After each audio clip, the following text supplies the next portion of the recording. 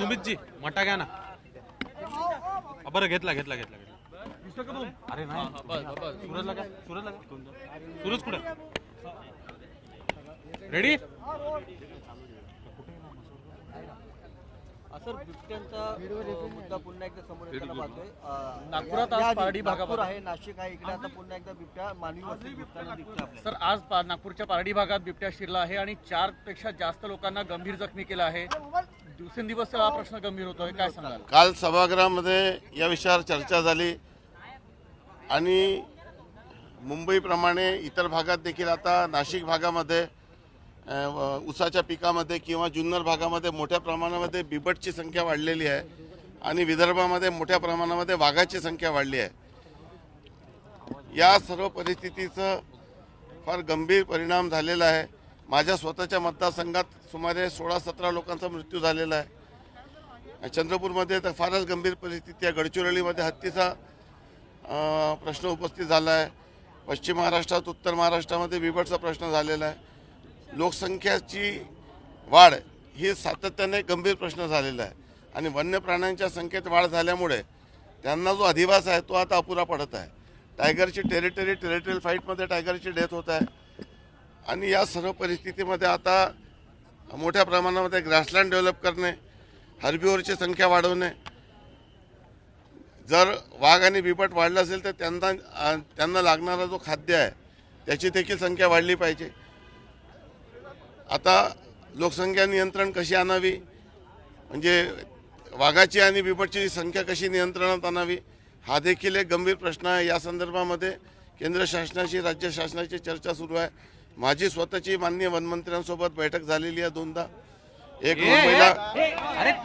मुंबईला उच्चस्तरीय बैठक झालेली आहे आणि या बैठकीत अनेक उपाययोजना आम्ही या ठिकाणी सुचवलेल्या आहे.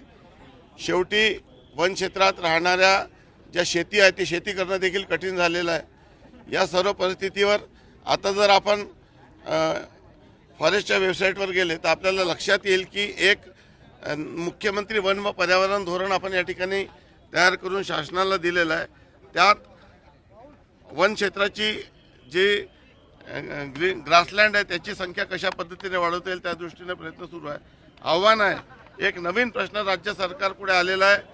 बिबट आणि वाघाची वाढलेली संख्या या प्रश्नावर कालच सभागृहात झालेल्या चर्चेनुसार आता रिजन वाईज बैठक पुढील 3 दिवसात होणार आहे आणि या प्रश्नाला या आव्हानाला समोर जाण्यासाठी जे जे आवश्यक ती कृती आहे ते सर्व केली जात आहे. पिंजरे दिले जात आहे. शेवटी अशा पद्धतीचे बिबटला पकडणं थोडंसं अडचणीचं असते, परंतु वन विभाग आणि पोलीस विभाग या संदर्भामध्ये कारवाई करत आहे. तुम्ही म्हणाले की जुन्नर भाग किंवा ऊसतोड भाग आहे हा जंगलाला लागून असतो, पण नागपूर सारख्या शहरामध्ये मोठ्या भागात मागल्या महिन्यात एक बिबट आला होता, सुदैवाने तेव्हा हल्ला झाला, पण आजचा जो आता बिबट बेशुद्ध झालेला आहे, पण 4 पेक्षा जास्त लोक गंभीर जखमी आहे. शहरी भागाकडे येण्याचं काय कारण होऊ शकतं? हे बघा, आपण जर जुना इतिहास तपासून पाहिलं तर वाघ देखील शेकडो किलोमीटरचा प्रवास करत असतो. शेवटी टेरिटरी त्यांची वेगवेगळी असते आणि नागपूर जरी इथं असलं मुंबईसारखं, परंतु नागपूरच्या 4ही बाजूला म्हणजे इथं पेच अभयारण्य आहे, काटोलपासून नरखेडपासून हिंगणापासून तर रामटेक पारशिवनी उमरेड करांडला सर्व हा भाग वनाने व्याप्त आहे. त्यामुळे क्रॉसिंग करणे ही एक फार नैसर्गिक प्रक्रिया आहे.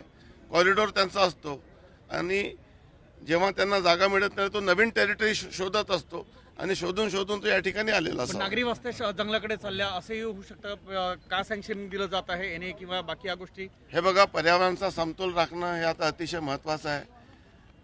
माणसाची संख्या वाढली त्या पद्धतीने वन्य प्राण्यांची संख्या वाढवण्यासाठी आपण खूप कठोर कायदे केले.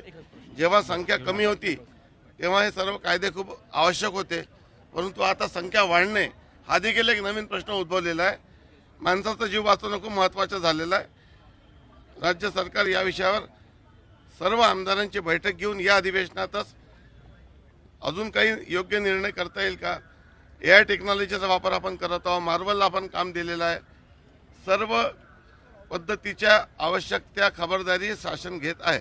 बिबटची संख्या जी वाढलेली आहे आणि बिबट जे जंगलातून बाहेर येतात ते बाहेर येऊ नये यासाठी जंगलामध्ये शेळ्या सोडण्यात यावं अशा प्रकारचे योजना ₹1 कोटी त्यासाठी खर्च केले जाणार आहेत आणि काही बिबटे- प्रभावी पडेल का ही योजना प्रभावी पडेल? हे बघा, कोणी कुठलाही माणूस किंवा जनावरा उपाशी राहू शकत नाही. शेवटी तो आपल्या आहारच्या शोधामध्ये कुठे ना कुठे तर फिरणार आहे. एवढ्या मोठ्या प्रमाणात वाघ आणि बिबट वाढल्यामुळे आज जंगल सफारी करण्याची गरज नाही. आमच्या भागात देखील कुठे गेलो तरी वाघ दिसते, अशा पद्धतीची परिस्थिती आहे. मग या सर्व वाघ आणि बिबट यांना लागणारं खाद्य म्हणजे जे हरबिओरा, हरण, सांबर याची संख्या देखील त्या प्रमाणात वाढणं खूप आवश्यक आहे. भविष्यामध्ये कशा पद्धतीने कॅप्टिव्ह ब्रीडिंग करता येईल का आणि ही संख्या कशी नियंत्रणात आणता आणि हा समतोल कसा राखता येईल या दृष्टीने माननीय वनमंत्री प्रयत्न करत आहे. आम्ही सर्व वन क्षेत्रात राहणारे लोकप्रतिनिधी, आमदार, मंत्री त्यांच्या या चर्चेमध्ये त्यांच्यासोबत सहभाग घेत आहोत, आपापला अनुभव शेअर करत आहोत आणि काय या संदर्भामध्ये उपाययोजना शोधता येईल ते शोधून त्या दृष्टीने प्रयत्न सुरू आहे. एकच प्रश्न की इतर राज्यातील अभयारण्यात सोडण्याचा का प्रस्ताव म्हणजे दुसऱ्या राज्यांशी चर्चा करत आहे का की जर तिथे वाघाची किंवा बिबट्यांची संख्या कमी असेल तर आपल्या इथे हा गंभीर होत आहे प्रश्न, तर दुसऱ्या राज्यातील अभयारण्यात सोडण्याचा काही विचार किंवा तसा प्रयत्न सुरू आहे का? आपल्या भागातील अनेक वाघ पकडण्यात आलेले आहे. पकडून अनेक गोरेवाडामध्ये ठेवण्यात आले, काही सह्याद्रीमध्ये या ठिकाणी पाठवण्यात आलेले आहे. शेवटी एका राज्यातून दुसऱ्या राज्यात वाघ पाठवायचे असतात, त्याला केंद्र शासनाची मंजुरी लागते. ती देखील कारवाई सुरू आहे.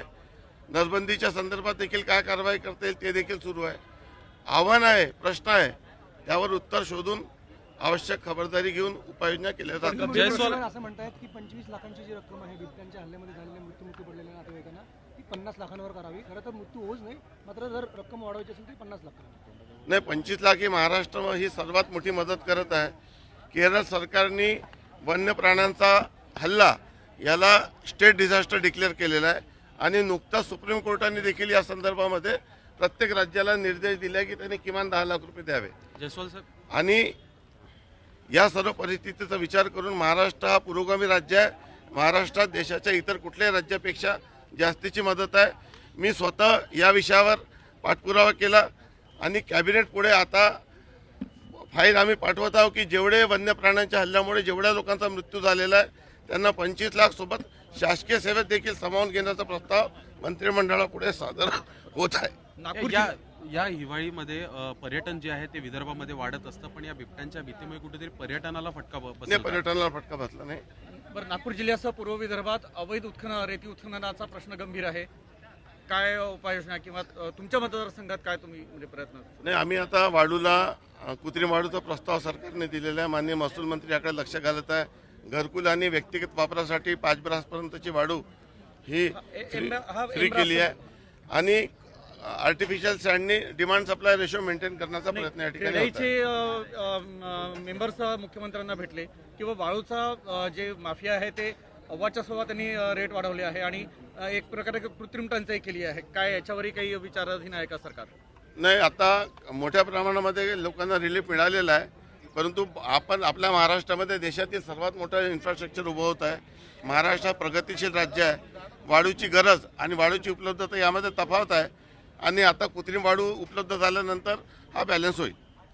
Thank you sir, thank you.